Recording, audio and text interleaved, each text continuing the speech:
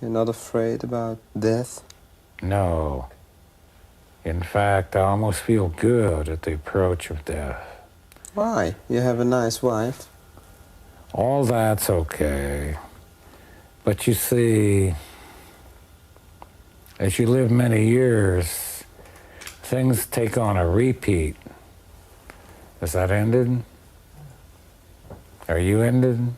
No, it's okay. Things take on a repeat. You understand? You keep seeing the same thing over and over again. The same substance, the same action, the same reaction. So you get a little bit tired of life. So as death comes, you almost say, okay, baby, it's time, it's good. So I know I have very little fear of death. In fact, I almost welcome it. Did you ever read Malcolm Lowry's Under the Volcano? Yeah, I did, and I yawned myself to shit. Why? Why? Because, like any other writer, there's no pace, there's no quickness in his lines. There's no life, there's no sunlight. When you write, your words must go like this. Bim, bim, bim, bim, bim, bim, bim, bim, bim, bim, bim, bim. Each line must be full of a delicious little juice, flavor. They must be full of power. They must make you like to turn a page. Bim, bim, bim. What these guys do, they say, well, in blah, blah, blah, da, da, da, there was a porch chair. The flies were walking around. You see, they're too leisurely. They're setting up the scene for the grand emotion, and when they get to the grand emotion, there isn't any. This is a different age. It's the atomic age. Each line must have its own power, its own feeling, its own juice, its own flavor. Writing must never be boring.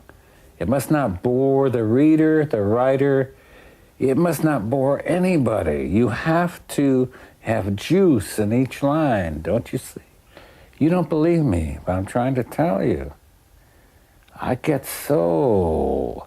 Writers put me to sleep. They always did. They always will. Each line must be an entity unto itself. Must carry its own, like a voltage juice. You can't say, Mrs. McGillicuddy was sitting in her chair. It was 3:30 p.m. on a southern morning in Georgia. Mr. McGillicuddy was... This is all, it's already dead, you see. You must say, the thing. But he died from alcohol. You're not afraid of... Oh, you thinking of Faulkner? No, he was one of the worst practitioners. Yeah, of course, but now I'm talking about Lowry. He died from alcohol. You're not afraid of... Oh, yeah. Well, it's nice to die of alcoholism. It's very glorious.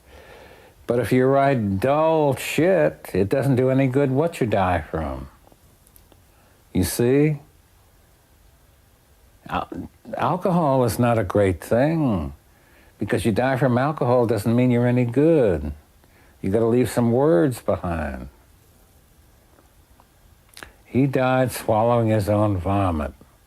Great. Now, he's not even a professional drunk.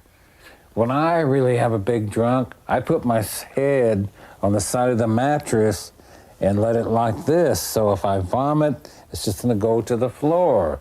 This man's not even a fucking professional drunk. Besides that, it's bad, dull writing. Next question. For Christ's sake, do you have another question? Drink some more scotch, motherfucker. It'll cheer you up. Enjoy yourself, man. Forget there's an interview. I like you as a person, by the way. My buddy, the Dutch interviewer from Belgium. We're tough men together through the horrors of life.